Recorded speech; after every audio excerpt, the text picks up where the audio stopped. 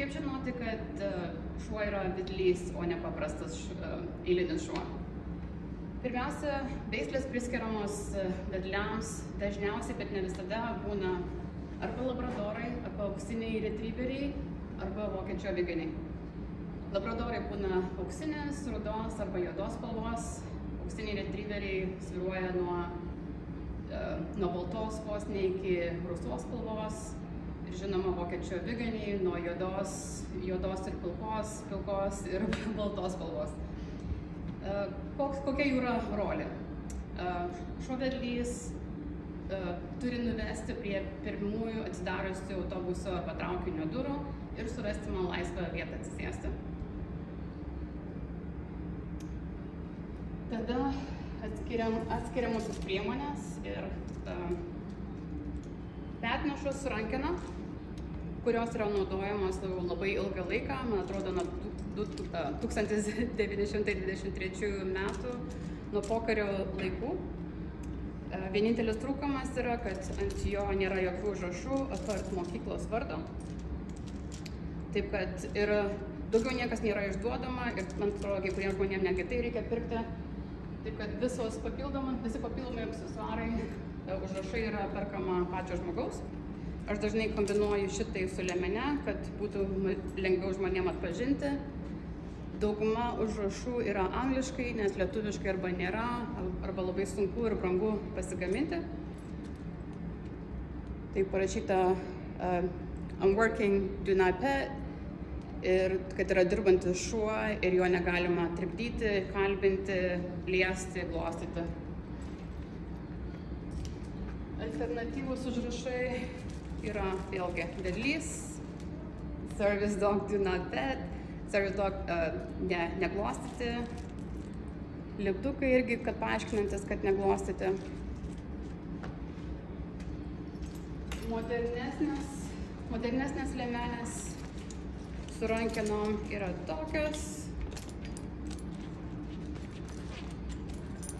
Ir jas galima pakeisti, turi žiedus uždėti rankenai. Pavadžiai būna skirtingai, kai kurie paprasti kaip eilinio šuns, kai kurie kaip mano, kurias gali prisirišti prie liemens, tau duoda laisvą ranką, neštis prekes iš parduotuvės ar panašiai.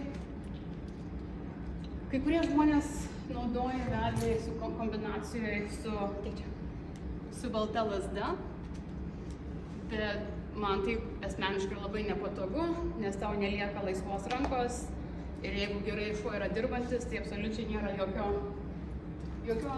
jokio poreikio lazdai. Tuoj parodysim, kaip atrodo. Vėlgi liemenės gali būti skirtingų spalvų. Standartas yra, kad raudona yra vedlių, man atrodo, mėlyna yra kurčiųjų, bet nelabai daug kas tai žino ir dėl to nelabai kas laikosi spalvų skirstimo. Ačiū labai. Mes jūs jau supažindinom, kokius mes turim liemenes, petnešas su rankenom, bet svarbu turėti omenyje, kad ne visi yra vedliai vienodi ir technologijos gerėja. Naujausia liemenė yra ne su paprasta rankena, o vadinama mono rankena, tai yra tik strypas. Vėl tobulėjančios technologijos dabar naudoja tik tai sustiprintą pavadį, taip kad reikia būti atviriem visokiem kitiem būdam, kaip vedliai gali dirbti. Tas pats liečia ir užrašus, nes šiais laikais daug žmonių su negalia keliauja iš kitų šalių, turistai. Taip kad nenustebkite, kad užrašai gali būti assistant dog, working dog, service dog, guide dog. Taipogi lietuviškai asistentas šuo, tarnybinis šuo, vedlys ir panašiai.